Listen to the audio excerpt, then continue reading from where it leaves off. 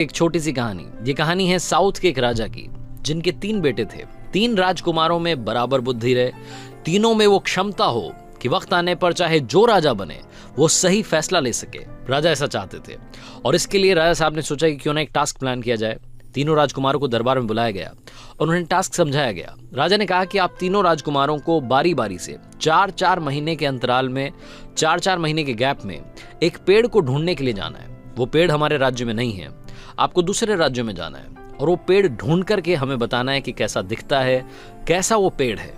राजकुमारों ने कहा कि सही है। सबसे बड़े वाले ने पूछा कि पिताजी ये तो बताइए कि पेड़ कौन सा ढूंढना है। तो राजा ने कहा कि आपको नाशपाती का पेड़ ढूंढना है। जो लोग नाशपाती नहीं समझते, पियर जिसे इंग्लिश में कहते हैं, वो पियर का जो ट्री है उसे ढूंढने के लिए राजकुमारों को जाना था। सबसे पहले बारी बड़े राजकुमार की थी। बड़े राजकुमार गए, देख करके वापस आ गए। उन्हें पास के राज्य में वो पेड़ मिल गया। आकर के उन्होंने पिताजी से कहा कि आप कहें तो मैं बता दूं कि कैसा दिखता है। तो उनके फादर जो कि राजा थे, उन्होंने कहा कि नहीं, अभी वेट करो।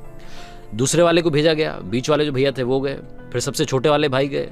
तीनों राजकुमार जब जाकर के वापस आ गए तो एक बार फिर से राजकुमारों को दरबार में बुलाया गया। सारे मंत्री वहां बैठे थे, बाकी छोटे छोटे राजा वहां बैठे थे और जो महाराजा थे, जिनके राजकुमार थे, उन्होंने कहा कि अब बताओ आप कि आपको वो पेड़ कैसा दिखा और कहां मिला।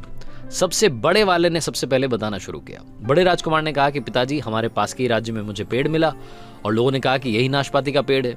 लेकिन आपने क्यों भेजा? मतलब वो तो सूखा सा था, टेढ़ा मेढ़ा सा था, मतलब किसी काम का नहीं था। मुझे समझ नहीं आया कि आपने नाशपाती का पेड़ देखने के लिए मुझे भेज दिया।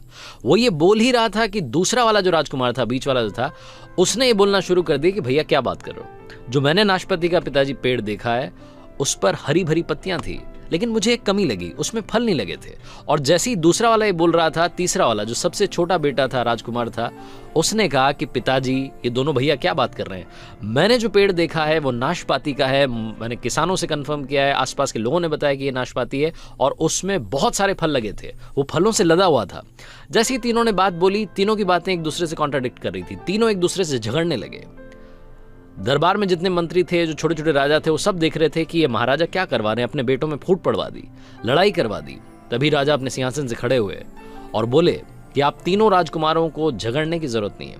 आप तीनों ने बिल्कुल सही पेड़ को देखा है, लेकिन क्योंकि आप 4-4 महीने के अंतराल में गए, इसलिए आप तीनों ने एक ही पेड़ को अलग अलग अवतार में देखा है।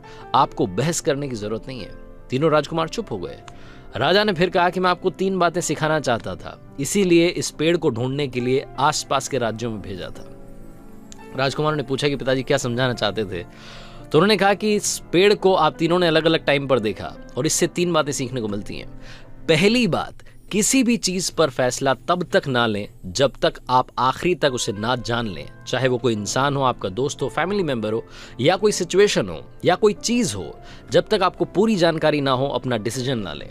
दूसरी चीज जो ये छोटी सी कहानी हमें सिखाती है, जो राजा ने अपने राजकुमारों को बताया, कि जिंदगी में कभी भी किसी को भी जज ना करें। हो सकता है कि वो वक्त उसके लिए खराब चल रहा हो। बड़े वाले राजकुमार ने सोचा था कि सूखा पेड़ था, बीच वाले ने सोचा था कि इस पर तो फल ही नहीं लगते, और तीसरे वाले ने सब कुछ हरा भरा देखा था, फल भी देखे थे।